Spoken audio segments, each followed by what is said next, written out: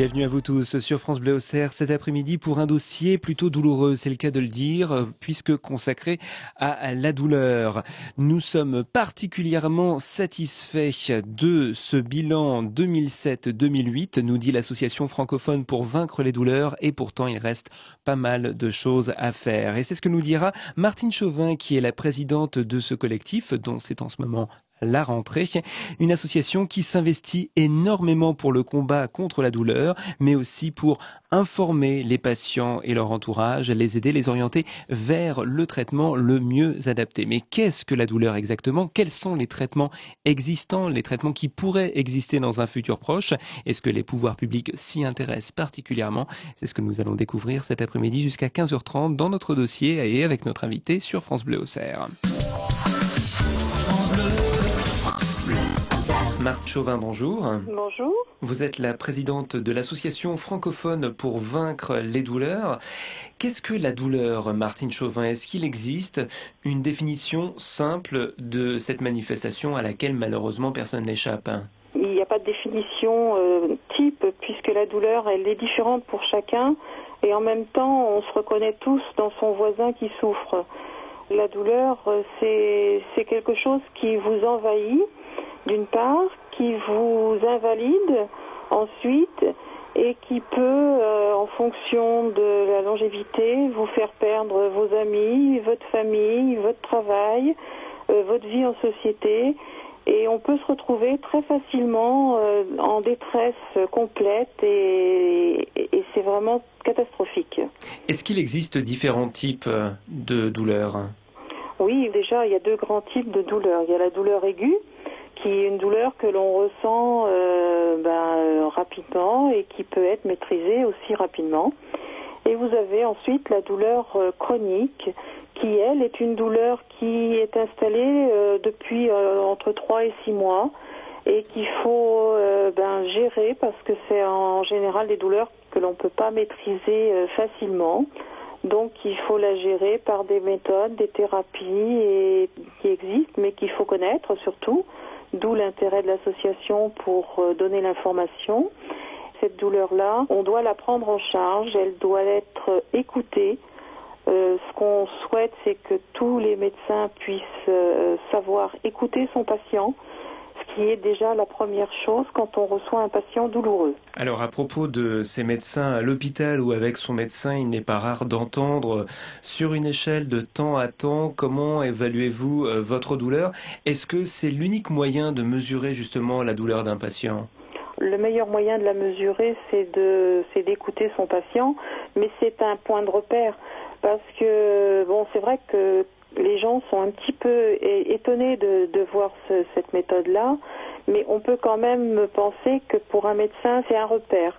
En fait, la meilleure des questions, ce serait de dire la journée où vous avez eu le plus mal, c'était quoi? Et aujourd'hui, vous vous situez comment par rapport à ça? Et quid des enfants en bas âge ou les personnes qui ne peuvent pas communiquer pour une raison ou une autre? Comment on fait avec ces cas-là pour mesurer une douleur? Alors, il existe des moyens par le dessin, par les couleurs. D'ailleurs, on peut dire aujourd'hui que chaque médecin peut quantifier la douleur de son patient. Vous avez évoqué, Martine Chauvin, il y a quelques instants, les douloureuses, c'est le cas de le dire, conséquences qu'entraîne la douleur et plus particulièrement la douleur chronique. Donc les conséquences, en fait, remettent en cause l'attitude de certains professionnels de santé, de l'entourage proche, qui laissent planer un doute, un scepticisme autour de la personne malade. Alors oui, c'est clair que quand on est médecin, c'est très très difficile donc de voir un patient douloureux, de pouvoir l'écouter, de pouvoir comprendre tout ce qu'il dit. En même temps, les conséquences sont souvent des conséquences qui sont dues à ce premier entretien. Alors il est très important que, comme je vous disais tout à l'heure, je le rappelle parce que c'est vraiment un point très important dans la douleur, c'est que le médecin sache écouter le patient. En fait, il n'y a pas un médecin, un patient, il y a vraiment une communication, il y a une écoute et il y a une osmose entre les deux parties qui est indispensable pour traiter la douleur. Outre le soutien psychologique, quels sont les traitements possibles pour soulager? Est-ce que les techniques pharmacologiques sont nombreuses pour soulager, pour traiter la douleur? Oui, les médicaments de différents types, hein. Mais ensuite, il y a des techniques chirurgicales. Il y a du matériel de soulagement type neurostimulation, hein. Vous avez également des méthodes telles que l'auto-hypnose, telles que l'acupuncture. Tout à chacun doit avoir l'information pour pouvoir trouver le moyen qui lui sera satisfaisant pour soulager sa douleur. Alors en plus de ces traitements, il y a aussi les centres antidouleurs. Il y en a 235 répartis sur tout le territoire français. Tout le monde y a accès. Martine Chauvin, ces centres antidouleurs? Bien sûr, oui, tout le monde peut y accéder. Une douleur qui est installée doit être soulagée, et il y a les structures de la douleur qui sont spécialement outillées, je vais dire, hein, au niveau déjà humain, puisque la plupart sont multidisciplinaires. Vous avez quand même la possibilité d'avoir un avis d'un psychiatre, d'un neurochirurgien, d'un médecin traitant, d'un anesthésiste. Toutes les professions de santé peuvent être regroupées dans un centre antidouleur. Et là, on sait qu'avec les centres antidouleurs multidisciplinaires, il y a une prise en charge optimum. Les centres antidouleurs qui soulagent et informent, c'est la mission que vous vous êtes également fixée au sein de l'association francophone pour vaincre la douleur, je crois. Oui, voilà, c'est notre mission, c'est lutter, aider et informer.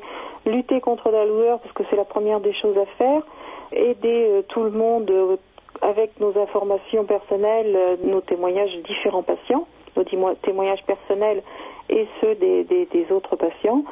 Et puis informer, donc c'est ça, c'est la communication, parce que c'est aujourd'hui le meilleur moyen, la communication, pour être informé de tout ce qui se passe.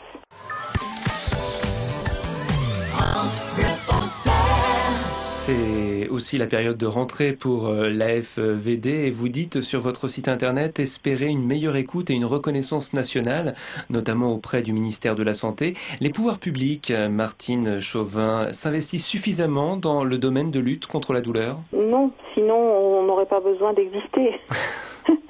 Non, pas suffisamment. À partir du moment où il y a une réelle volonté, nous, l'AFVD, les patients, on doit pouvoir aider ces pouvoirs publics à mettre en place des choses, à mettre en place des situations pour changer la mentalité qu'aujourd'hui, justement changer cette mentalité qui fait que la douleur n'est pas assez prise en charge, n'est pas assez reconnue, et pour que tout à chacun sache écouter la personne qu'il a en face de lui qui souffre. Et que dire à une personne qui souffre, Martine Chauvin? Tout, il faut l'écouter, il faut l'aider, parce que en l'écoutant, on peut trouver une solution, même sans être médecin. On peut dire, tiens, moi j'ai entendu parler de ça, et peut-être que...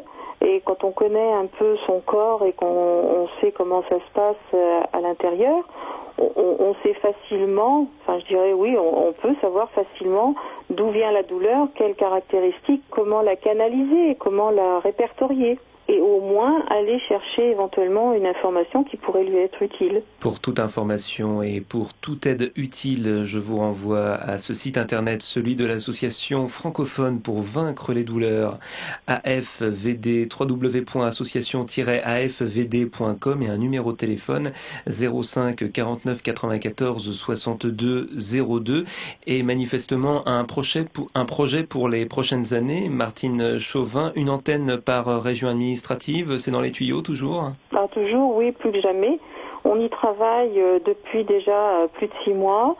C'est un projet pour les nombreuses années à venir, puisque c'est pas toujours facile à installer. Il faut surtout pas non plus se précipiter. Il vaut mieux prendre son temps et faire quelque chose de bien. Mais ce projet, il est là pour être à l'écoute de chaque patient, pour être plus proche du patient et que chacun puisse venir chercher l'information qu'il a besoin. Voilà, pour que ça se fasse sans douleur pour le coup.